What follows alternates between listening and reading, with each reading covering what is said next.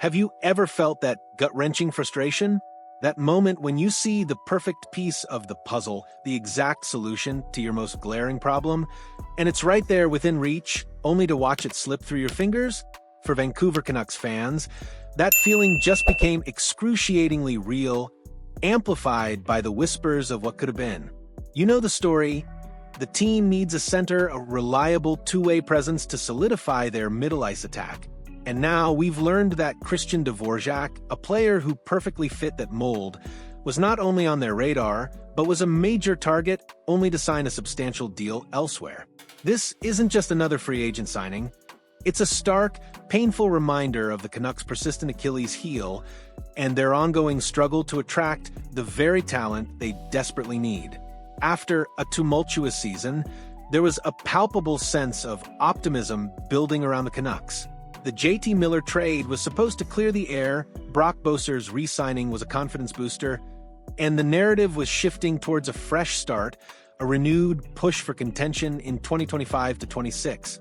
But the news of Christian Dvorak's decision to ink a hefty $5.4 million contract with the Philadelphia Flyers, despite Vancouver's fervent interest, is a cold splash of reality. It highlights a critical, unaddressed vulnerability that continues to plague this franchise. Let's be clear. Christian Dvorak's new deal with the Flyers is significant. At $5.4 million, it's a substantial commitment, a testament to his value as a reliable, defensively responsible forward who can chip in offensively. For the Flyers, it's a smart move, securing a player who can contribute immediately. But for the Canucks, it's a bitter pill to swallow, especially given how close they reportedly came to acquiring him. According to reputable sources like David Pagnotta of the Fourth Period and Rick Dhaliwal, the Canucks were not just interested in Dvorak, they were very interested. Dhaliwal specifically reported that while Mikael Granlund might have been Vancouver's primary target, another player they ultimately missed out on, as we discussed previously, Christian Dvorak, was firmly in their sights, a high-priority acquisition. This wasn't a casual inquiry. This was a serious pursuit, indicating a clear recognition of their desperate need. And why were the Canucks so fixated on Dvorak? The answer is as clear as day to anyone who follows the team. Their center line is, to put it mildly, alarmingly thin. Beyond the often frustrating Elias Pettersson, who has struggled with consistency and the weight of expectation, the depth chart at center is a precarious landscape. Currently, the third-line center spot is projected to be filled by Ada Rady.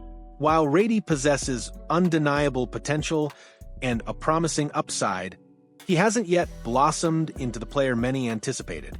He's still developing, still finding his footing in the professional ranks. Relying on him to be a consistent, impactful third-line center for a team aiming for great success next season is a gamble, a significant question mark that could derail their aspirations. This is precisely where Christian Dvorak would have been an absolute godsend. Imagine him slotting into that third-line center role, a veteran presence, a responsible two-way, player known for his strong face-off abilities and defensive acumen. He's the kind of player who provides stability, who can take on tough matchups, and who can contribute secondary scoring. He would have immediately elevated the Canucks' middle ice strength, taking pressure off Pettersson and providing a crucial layer of depth that is currently non-existent. It would have been an interesting fit, as one report put it, but in reality, it would have been a perfect fit, a missing piece that could have transformed their forward group. His addition wouldn't just have been about immediate impact, it would have been about building a more resilient, well-rounded roster. In a league where depth down the middle is paramount, the Canucks are currently operating with a significant deficit. Missing out on Dvorak, especially after also failing to secure Granlund, leaves them with a glaring hole that will be incredibly difficult to fill. But here's where the plot thickens, offering a glimmer of hope, albeit a distant one, for Vancouver. Dvorak may have signed a substantial one-year contract with the Flyers, but that doesn't necessarily mean he'll spend the entire 2025 to 26 season in Philadelphia. This is the beauty and brutality of the NHL's trade deadline.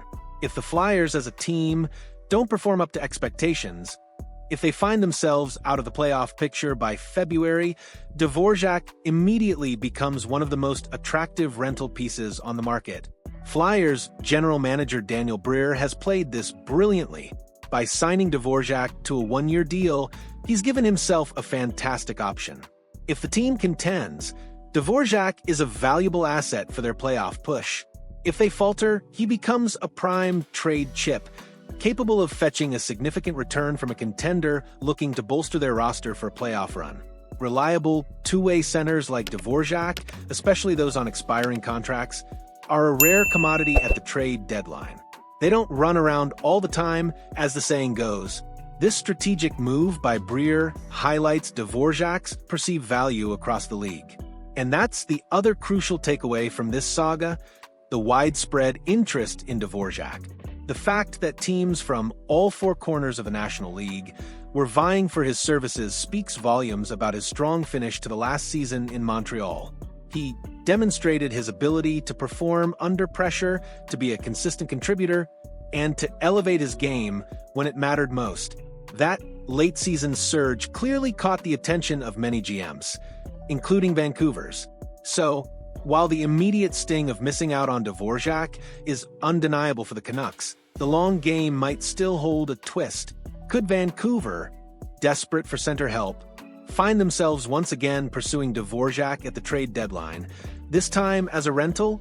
It's a distinct possibility, but it would come at a cost, likely draft picks or prospects, that they might have avoided had they sealed the deal in free agency. It's a frustrating cycle. Identify a need, target a solution, miss out, then potentially pay a premium later.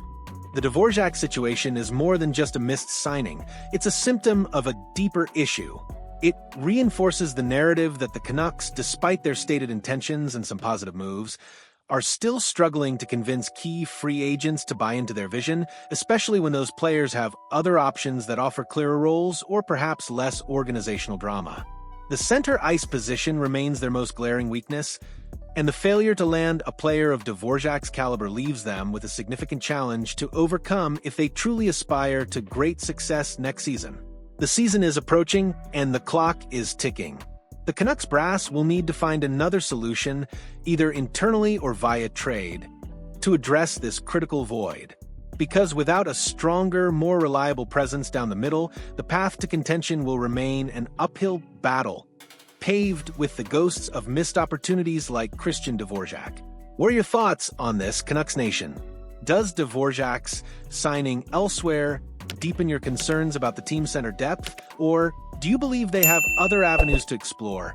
Let us know your perspective in the comments below, and if you found this report insightful, please give us a like and subscribe for more in-depth analysis of the Canucks journey.